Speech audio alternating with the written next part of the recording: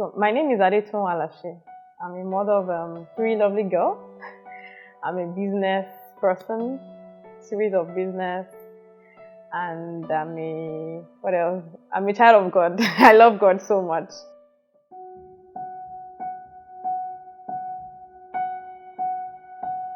Really an interesting journey, my first pregnancy. As a new wife, new mom, when you get married, you're expected, looking forward to having your child. And my first pregnancy, I was really looking forward to it. And I waited for a while, and when the pregnancy came, I was excited. I was happy. At last I'm pregnant. So I was looking forward to the journey and everything that was going to happen. I didn't know that it was not a journey for the for the faint-hearted. So I started the pregnancy journey. The early stage was really okay. Initially, I felt nothing was happening. My body wasn't changing, nothing. But when the changes started, I now started experiencing practically all the pregnancy symptoms. The vomiting, the nausea was like out of this world. The first 3 months, I couldn't really go out because of the nausea. Anytime I eat and I'll vomit 3-4 times a day before the food can stay. So I didn't go out, and the first 3 months I was like going crazy, kind of. That was just the word. Is this what our parents went through and they still did 5, 6, 7, 9? I remember at a point I was thinking, God, why do we have to go through this stress?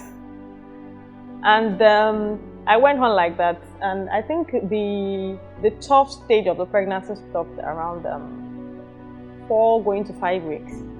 The nausea stopped.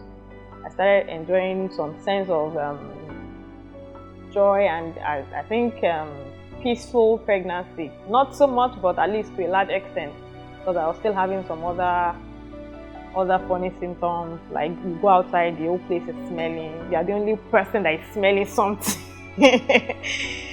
And the journey went on like that. At a point, I started having headache.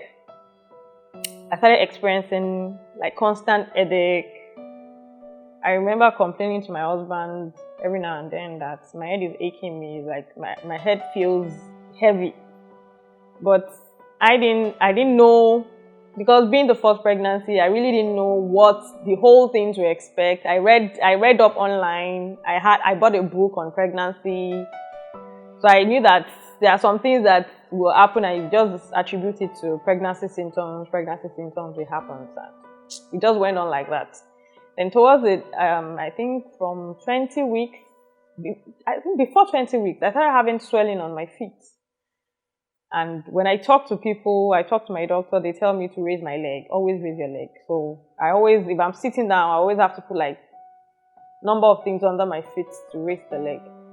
The swelling got so bad to the point that if you press my leg, the whole thing will sink in. I couldn't wear the regular shoe. I was practically wearing bathroom slippers everywhere I was going, to church, everywhere. I was just on sleep, and it has to be really loose. And they tell me when I'm sleeping, I should raise my leg. I support my leg with like zillions of pillows. As in, my body is like this. I'll raise the leg, and I have to raise the leg for like 2-3 days before it comes back to the actual normal size. And I settled into the pregnancy, but having challenges here and there, headache, consistent back and forth. It was the first pregnancy, the journey wasn't really very enjoyable like that for me.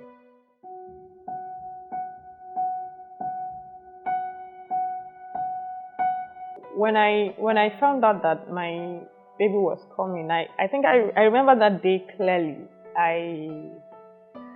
I went out in the morning with my husband, and I remember telling him that I was feeling headache, as in serious headache. It was as if my head was going to drop. It was written all over my face, as in my head was feeling really heavy. to the point that I had to go to a friend's house to go and rest for a while. By the time it was evening time, I told my husband, like, I'm still feeling this headache. I think we need to go to the hospital. My antenatal was supposed to be 2 days before the time I went. So I just told him that since, I think it was the following day, that since my antenatal is the following day, why not, let's just go to this. So I would just go and talk to the doctor and complain. So we went to the hospital that night, and when I got to the hospital, I met with the doctor. I remember telling the doctor, I mentioned it specifically that, Madam, my feet is always swelling, and this swelling is like it's too much. So she looked at my feet, pressed it, checked my blood pressure, and she told me to wait for a while, that she's coming. So when she told me to wait, I was like, I've been going for antenatal, nobody has told me to wait, what's happening? So she went, she came back and she said, Madam, you can't go home tonight. I can't go home. What? She said she just spoke with another gynae. She had to consult another gynae, and the blood pressure that they are saying is too much, that they can't allow me to go home.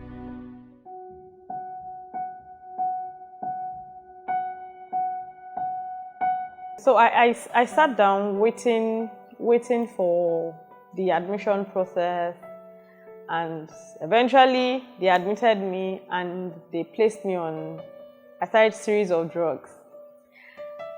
The injection was like out of this world. Every now and then they are choking something, and I'm wondering, what's happening? They said they kept monitoring the blood pressure. They will come and tell me, they will check the blood pressure. They make sure that I'm not seeing it, because at a point my heartbeat was like boom, boom, boom. There was a day I remember calling my dad. I called him. He picked the phone. He said he was in a meeting. He'll call me back. I waited for a while. I called him again. He was still sounding like he's in a meeting. I just said, I'm in the hospital. He paused. That was happening. Started a series of consulting with doctors in Lagos and with the doctors I have with my parents at home. We're talking back and forth. And one day the doctor came and he said they are trying to push the pregnancy as far as they can. That the blood pressure is not good for me, it's not good for the baby, and they want to push it as far as they can. That I had what they called eclampsia, pregnancy-induced hypertension, and I was wondering, where did they come from? All of a sudden, I think the changes our bodies go through in pregnancy is really alarming. Is a whole lot.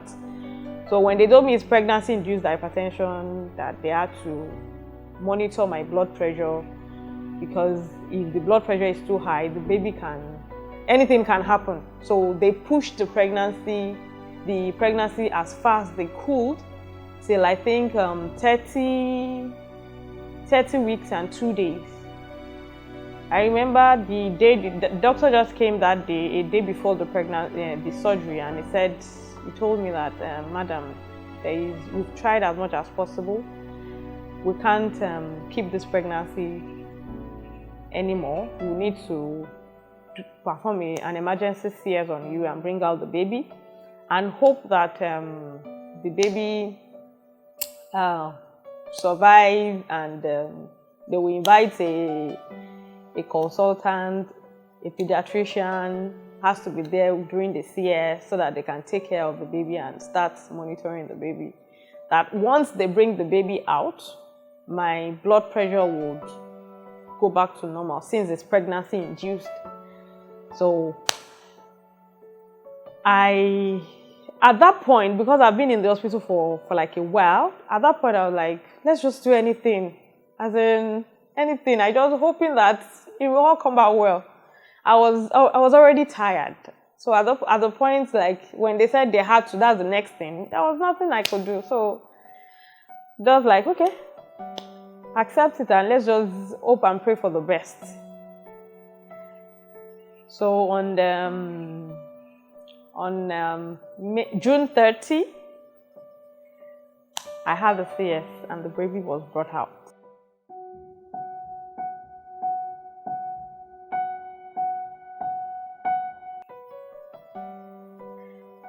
And when the baby came out, that's another very interesting journey. The CS process was interesting.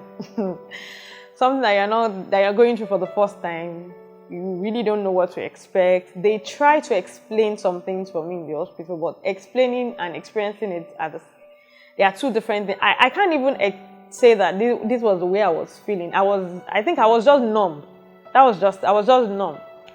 And I remember my husband telling me days after that, when they brought the baby out, I heard a voice. She was crying. It was really loud.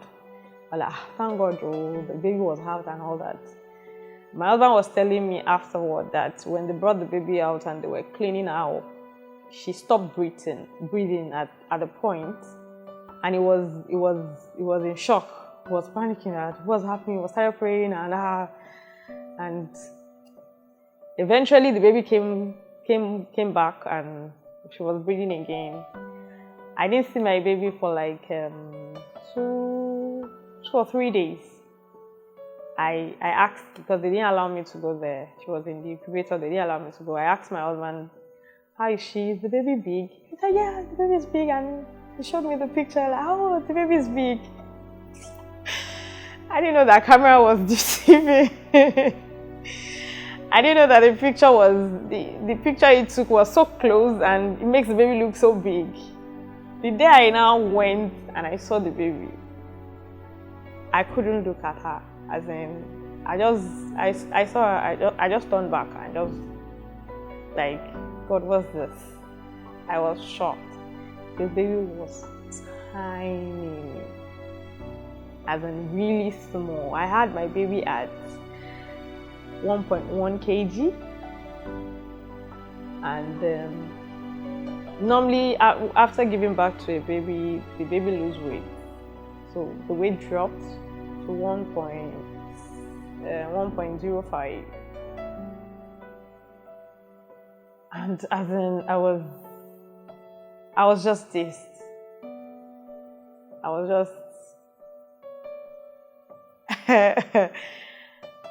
just crying when I saw her. She was really tiny.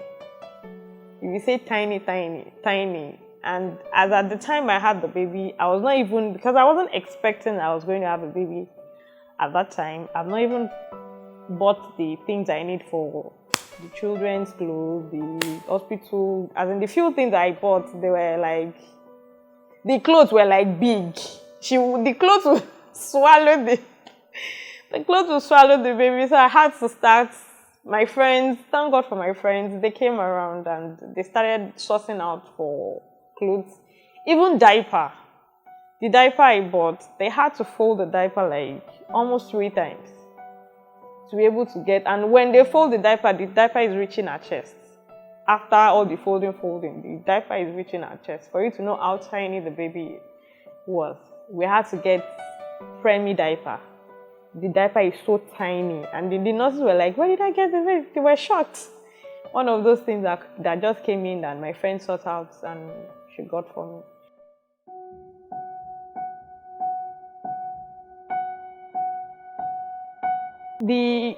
The journey in the hospital was really not fun.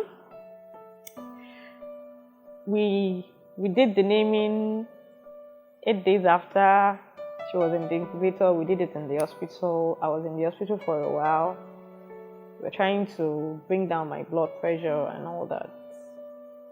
And the pediatrician told me that the best milk to feed the baby was the breast milk. So I had to start the journey of expressing. That's another, like, it's a different thing when your baby is with you and you're expressing, and when your baby is not with you and you need to express. They are like two different things entirely. When they discharged me from the hospital, I was told that I would need to be coming to the hospital with fresh breast milk per time. So they discharged me, I went home. There are days that I would express and I would just have like few drops of breast milk. And I'll be like, God, hey, the hospital will soon call me. What will I do? What will I tell them that there is no breast milk? Those days, I stay at home, and at times I would just be crying. Because as at then, it was just me. My mom came around during the pregnancy. My mother-in-law too was around during the delivery and all that. But the baby was in the hospital. They couldn't do anything. Everybody went back home. So it was just me. My husband too had to resume work. So it's just me. I would sit down with, I have one big flask like that. I would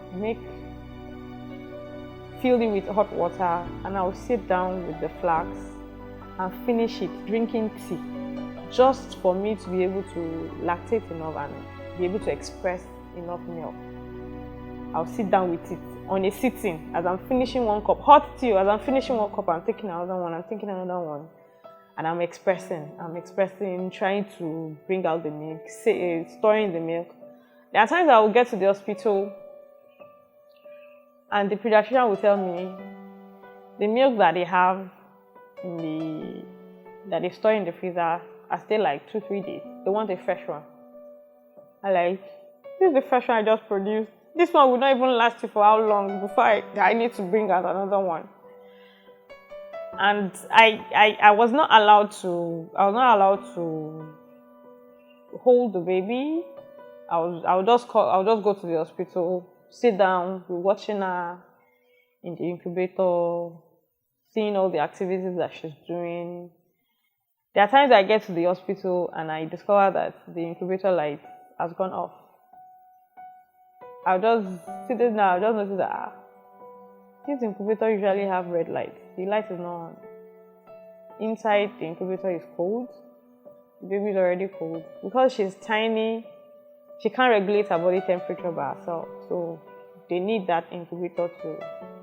I'll rush to go and call the nurse. Nurse, the incubator light is not working.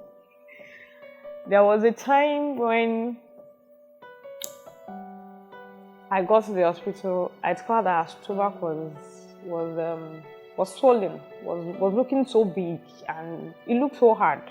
I couldn't touch her, but I noticed that it was big and it was hard. And I called their attention. I asked them what's happening. The baby's stomach is big. The pediatrician came around then and he told me that I've forgotten the name of what happened. They said, I think the milk she was taking wasn't digested. So it wasn't constipation, but I'll just use that word. But they said she had one thing like that. So they had to stop feeding for the whole weekend. As in, when they told me, the whole weekend, they took her back to drip, no food throughout the weekend until the stomach is soft. They can't afford to give her anything.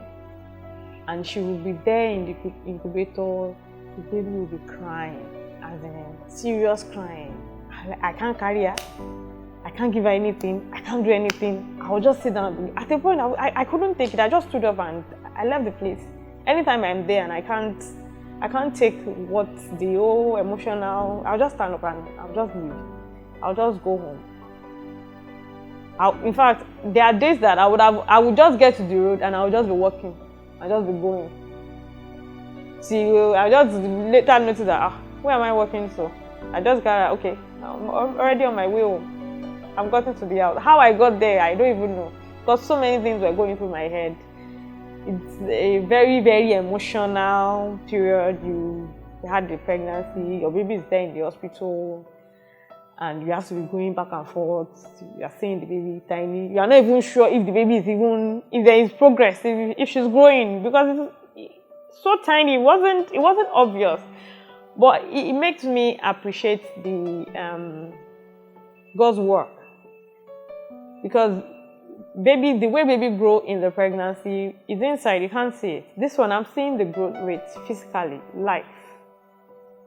And I'm seeing, though it took a while, she was in the incubator for almost 2 months.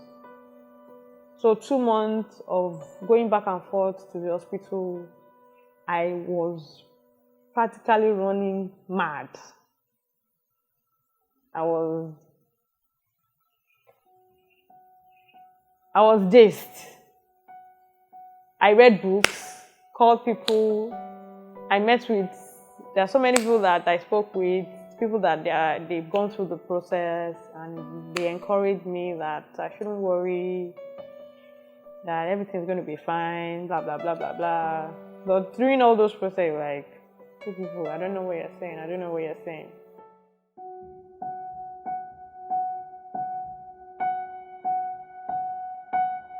The day I got to the hospital and they told me that my baby's weight was 1.5, I was like, you mean the baby is now 1.5? Like, wow. They told me to go home and go and bring baby clothes. I was walking on the street and I was laughing. I knew that people that see me, they'll be wondering that, is this woman mad? We were waiting for the baby's weight to get to 1.5. The pediatrician told me that once the baby is 1.5 kg, they will bring her out of the incubator. At least by then, she had enough fat on her body and she will be able to regulate her body temperature and things like that. So I was looking forward to that day. Anytime they want to wear, I'm always like, what's the next week? What's the next week? I was really looking forward to it. And lo and behold, that day I got there and I was told that the baby was 1.5 kg and they were bringing her out of the incubator. My mind went ballistic. The first time I carried my baby, I carried her and I was crying. I remember the picture when I carried her from here to here. That was the whole length. So tiny. I carried her like I was smiling. I just carried my phone. I had to call my parents that my baby is out of the incubator. Praise God, oh, that. And in the incubator, I had interesting experience with her.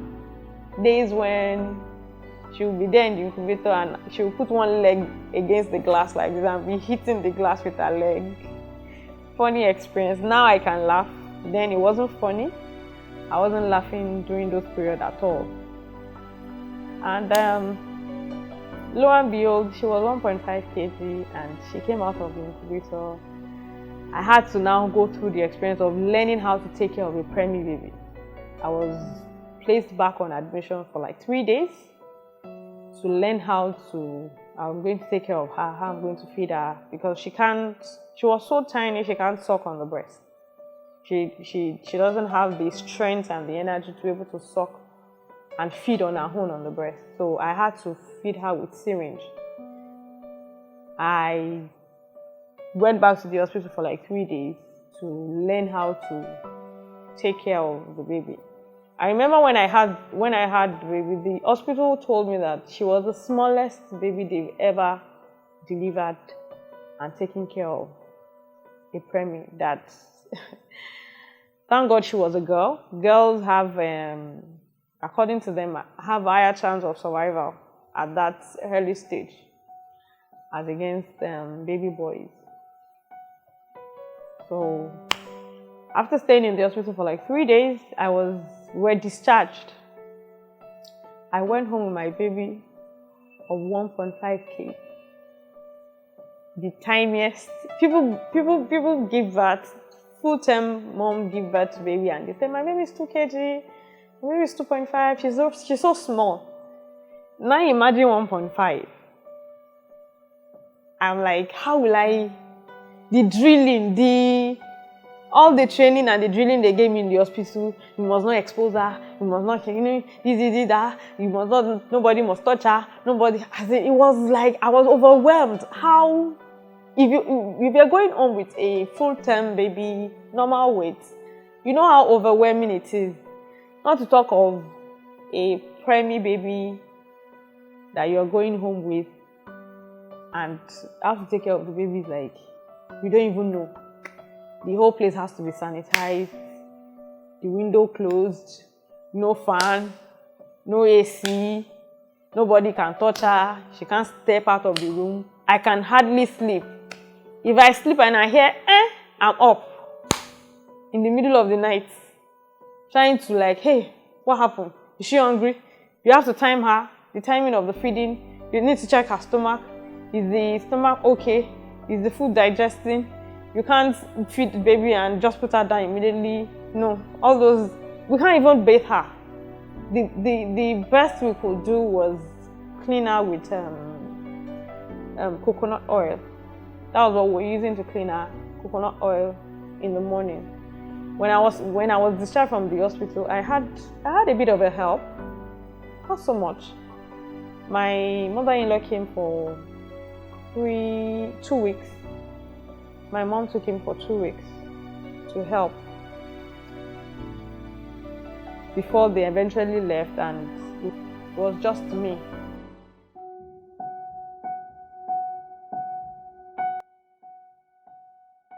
There was a very interesting night. I slept and I woke up to discover that the room was cold. I was feeling cold. I know that my room was a room so that if the weather is hot, the room will be very hot. If it's cold, it will be very cold. So this particular night, the room was really cold. Immediately I stood up, I went to check on my baby. I noticed that her fingers were cold, like very cold, and she was wearing layers of clothes. I was shocked. What's the next thing? How do I heat up the room? I quickly rushed to go and call my mom. Mom, the room is cold. My room is cold. My baby's hand is cold. The whole place is so cold. And the next thing we're boiling water. I have this water heater. I was boiling water to heat up the room. I was putting the bucket in different parts of the room to heat up the room, so that the room, and to make the room warm. I'll carry my baby over the bucket like this, just to get the heat, carry her against my body, just to get the heat to her body, to keep her warm. And it took a while, but thank God for the wisdom to boil the water and to just heat up the room. The room got warm enough, and gradually our body started getting warmer and warmer, and eventually it got better. And the journey, it took a while for her to gain like normal and proper weight. We did series of hospital visits in the initial stage, back and forth, trying to get her to, because at the weight she was discharged, she couldn't take any immunization. She was too small for immunization. So everything has to be like sanitized, just to keep her safe. And by the time she was 2.5, I went to the hospital, and the doctor told me that at last I could bath my baby. I mean, all the while since I had her, we couldn't bath her because she was too small to bath, because as in she can't regulate her body temperature. So I had to wait until she was 2.5 kg. All the while I couldn't go out. I was stuck in the house trying to. The period seems like forever. It's really long. My babies really don't. I don't have big babies. Normally, even my full-term babies, I don't have big babies. So now imagine a Premie baby, how long it will take the Premie baby to be gaining weight gradually. At times when I take a picture and I share, I think I remember one time that I posted, because it was for a long time, I wasn't on social media. And I posted the picture, and I get people ask me questions like, did you just give birth? I'm like seriously? That's another emotional point. People seeing your baby and they're wondering, how old is she? And you tell them, she's so tiny. I'm like, are you all right? You don't even know what I've gone through. I can't. It's not as if they stigmatized the baby, but you having to tell everybody, especially the first when I gave birth and I had to be going to the hospital. I was going out. People saw me when I was pregnant. They saw me when the pregnancy was out, and they were greeting me. They could not ask me, congratulations, how's your baby? It was later when they now started seeing baby, they said, hey, they've been wondering. And me, I knew that people will be seeing me and they'll be wondering that, where's your baby? I was carrying that emotional burden of, how will I even explain it? How will I even express it? And well, I give glory to God. I thank God because the journey was really interesting. It was tough, it was emotional, it was financially, it was draining, hospital bills, baby being in the incubator for that long was like crazy. But in all, my baby is now, she's 5, she'll be 6 in June, and she's fine. To the glory of God, she's doing very well. The covering milestone was a bit longer than the normal time it takes for some children to cover their milestone. It took her a longer time for her neck to stand. I think she had started having neck control at about 5 or 6 months, longer than the normal. So by the time I started going out, it was even difficult for me to give her to people because they will be wondering why you had a baby since and the neck is not standing and blah, blah, blah, blah. So I wasn't really even going out like that. I was practically confined in the house. It took her longer for her to sit down, for her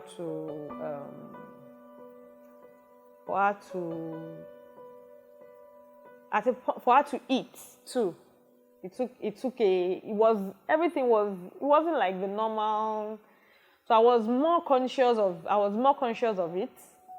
was more conscious of the milestone that she was attaining. It took her a while for her to crawl as against the normal time. But after we started gaining all the milestones, every other thing went smoothly. Really, it went smoothly. She gained control of the milestone, achieved those milestones at her own pace, without any challenge. Actually, without any challenge. At the time when she was ready to, she did. And now, if I tell you that she was a Premie, you would hardly believe it. I remember when I took her to school, because of her birth condition, I didn't take her to school. She didn't start school early. She started at I think 2.5 years. I remember when I took her to school, and the owner of the school saw her because she was observing her. She was walking about and talking, and she was like, "Madam, why did you keep this child at home for so long?" I'm like, "She's a Premie baby." She was like, no. That if not that I told her that you would not believe that she was a Premie. She was achieving all the milestone at her pace, and she was talking blah blah blah. Other than the fact that she was small for her age, as against the regular like 2-year-old, 1-year-old baby, she was a bit smaller. But I think, looking at it now, I would say all my children are my size. They are small for their age. They are not like the regular. So I wouldn't really attribute that to the fact that she was really a Premie. I think it's just part of her gene.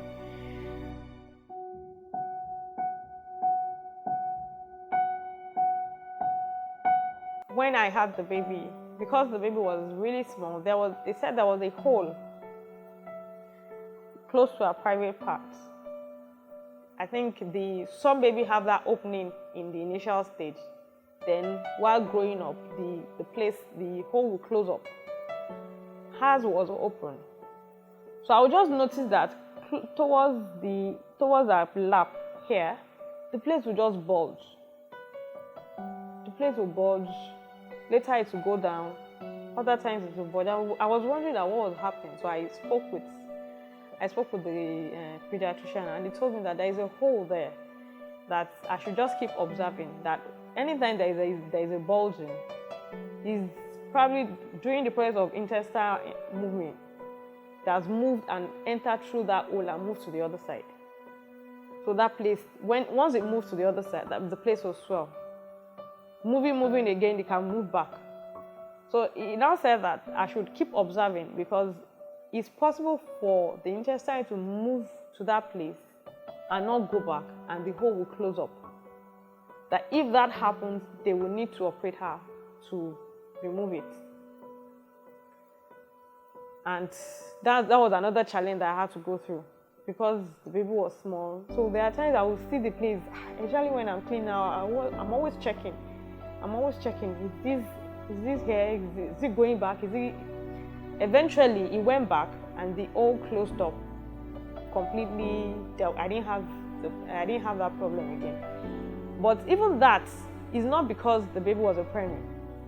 It could happen to like any normal full-term baby. At least I've known like 2 or 3 full-term babies that had that experience, and some full-term babies that had to go through surgery to be able to correct it. But when I was going through it, I didn't know that it was not peculiar to premie. In my mind, it was just, hey, premie baby and all that. But it's something that could happen to any child.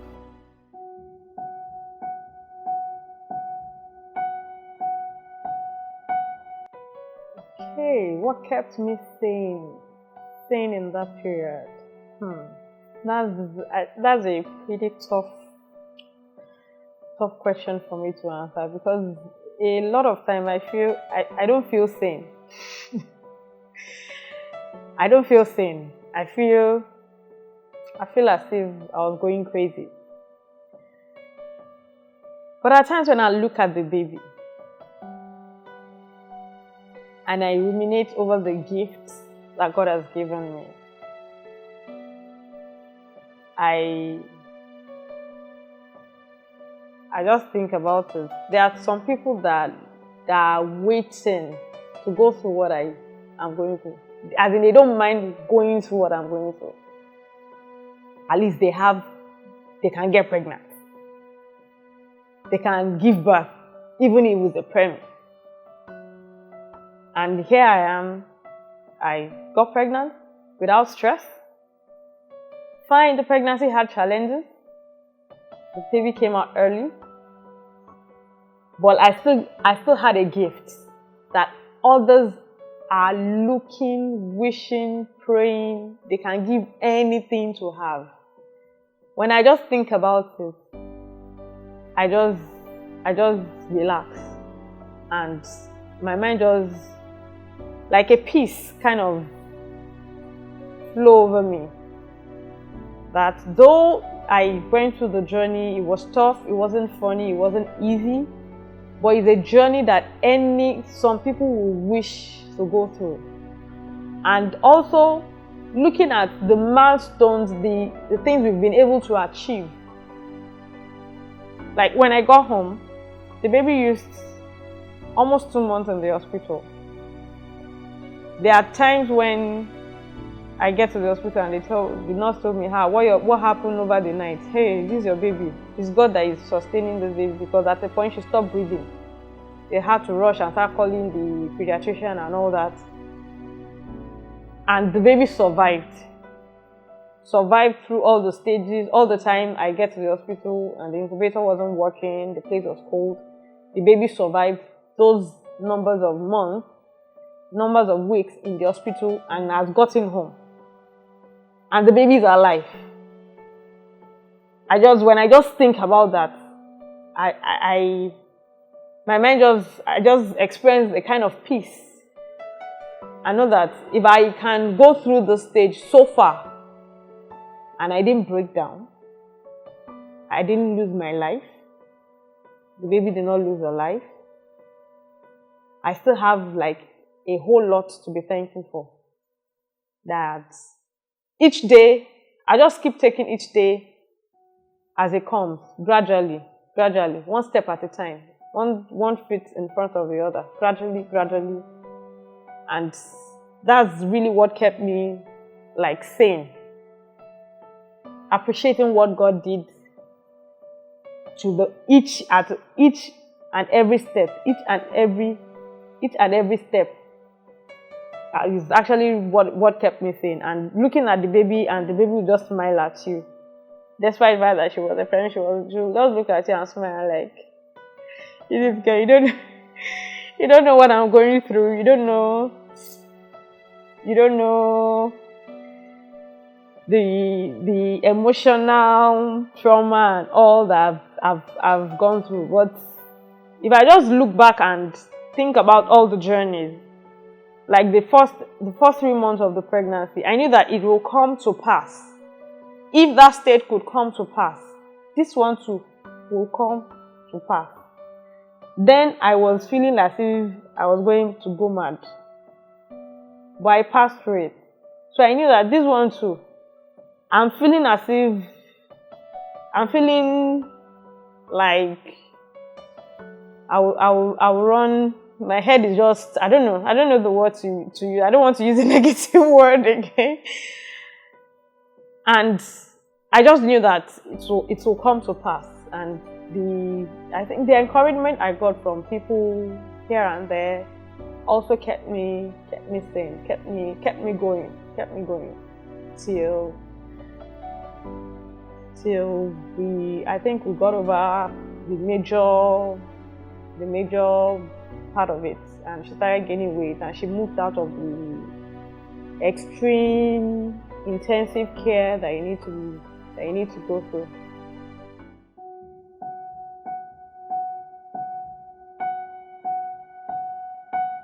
From my husband's perspective, my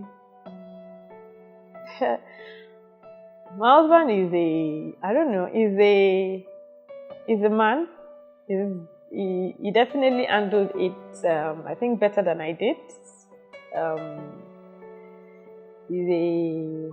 He's stronger. So from his own perspective, he was the one that experienced the first challenge that we had when they brought the baby out and she stopped breathing. He was there when the pediatrician were trying to resuscitate her and get her to start breathing again. So he experienced that shock, that initial shock and that was when he started praying. And I think what made the difference for him was when he was praying and the word he had from God, telling him that, look, you're not the one that, you can't sustain this baby. This baby is I'm the sustainer of life, and I've given this baby life, and I've given her to you. I would sustain the child. I think that was a key point for him that helped him through the process, because anytime we hit any bottleneck, like when they had to put on compulsory fast, that's what I would call it, the whole weekend where she couldn't eat, and all the other challenges that we had, my husband was more relaxed about it, because he has gotten an assurance from God that he would keep the child. So he handled it from a spiritual point of knowing that the owner of the child has given assurance that I will take care of the child. So he handled it better. While me, I will panic and I'm like all over the place. Hey, something else, this child, he will just look, laugh, don't worry, she'll be fine. She will encourage, don't worry, she'll be fine, don't worry, she'll be fine. And she was fine, really. So I learned I learned to like draw a bit of strength from him. So when I'm going through my panicky, and I'm like, hey, this baby, and once he talks, encouragement gives me assurance, and it gives me strength to keep going. As in, it really gives me strength to keep going. Because I can't imagine if I was the one that was there and my baby stopped breathing and everybody's running helter-skelter. As in, I would have probably fainted or something. I don't know. So he was able to handle it better. And right from the onset, he saw the baby as normal. Right from the onset. He didn't see any, other than the fact that she was really tiny, he didn't see anything. He didn't see the baby like, hey, the baby is a Premie or the baby is not normal or anything.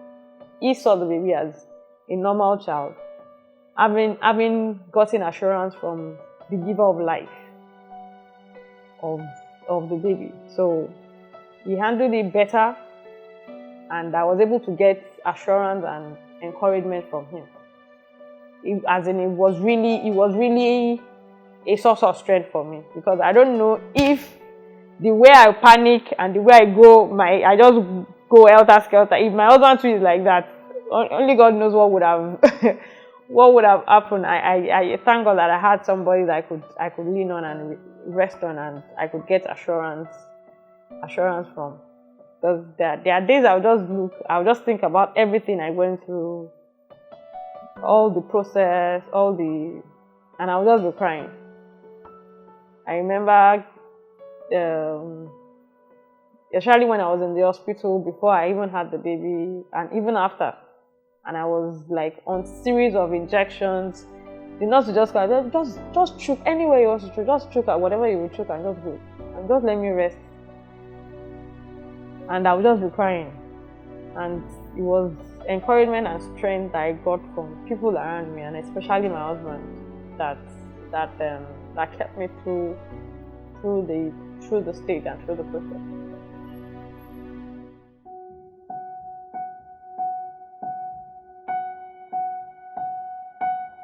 Everything I've said seems so short. I can smile and laugh at it now and talk about it, but the journey I went through, the emotional trauma, especially for something that you were not expecting, something that it never even occurred to me in my wildest dream. I hear about it, but like it's something far. It's like a distant story that you hear. But when you now go through it personally yourself, the journey wasn't easy. And for Premie babies, it's more about, apart from once they check their vitals and their organs, everything is okay, is normal. The challenge will now be the weight of the baby achieving and gaining the milestone at the time when they're supposed to achieve and gain the milestone. So for me, in my own particular case, the main challenge was weight gain. I remember when my baby started eating, and the doctor told me that she was going to start with I think 1 meal. 1 meal is, if you take syringe, the normal syringe that they use for injection, and you have 1, 2, 3, 4, 5, the number on the syringe. 1 meal is just 1. The milk getting to 1. And they told me that no, that's all she needs, like 1 meal. I was crying. No, there are days that I will cry, and it was my husband that will just be encouraging me. 1 meal started going to 2 meal, 2.5. The day she got to 10 meal, I like, no, 5 meal. I was like, hey, my baby is eating 5 meals. This baby can eat. And the time when the weekend where they had to stop her from eating, she had gotten to 10 meals. And when they stopped her from eating that weekend, she resumed eating on Monday and they dropped her meal from 10 back to like 2 meals. They will give her 2 meals and this baby will be crying, as in serious crying. She's hungry, but they can't give her food. Imagine you seeing your baby, tiny baby that you want to cuddle, and the baby was crying, wants food, and you can't give food. And there's nothing you can do other than to sit down and just be looking. And just be praying that, God, let everything just take care of this baby. Just watch over her. Just watch over her. And well, it was an interesting journey, really.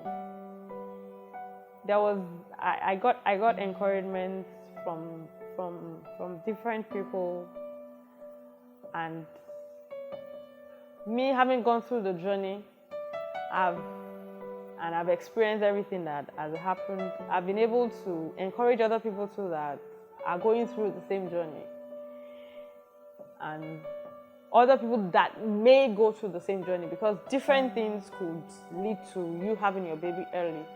Mine was preeclampsia. Some people, it could be that their water broke. It could be anything. But whatever happens that makes you have your baby earlier than is expected, a pregnant baby. One thing I would say to encourage anybody out there that is going through the same thing, or anybody that will go through the same thing, is please don't ever look at your child as if the child is not normal. Don't look at the child with the eye of a Premie. Relate with the child as you would relate with a normal child. Talk to the child when you're supposed to talk to the child. Play with the child when you're supposed to play with the child. You know, babies learn different expressions. They learn different things as we relate with them. We play with them. They laugh. There is a time the baby will start gripping things, holding things. Play with the child. See the child as a normal child. The fact that one has a Premie baby does not mean that the child will grow up to be abnormal or anything like that. It's just circumstances happened and the baby came early, and the growth the child has to go through in the stomach, the child is going through that growth stage outside the stomach, and that's just it.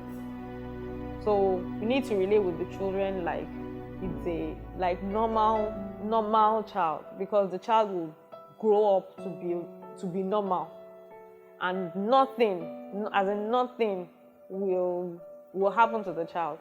The child will eventually achieve and gain all the milestones the child is supposed to gain at their pace. At certain point, you won't even know the difference.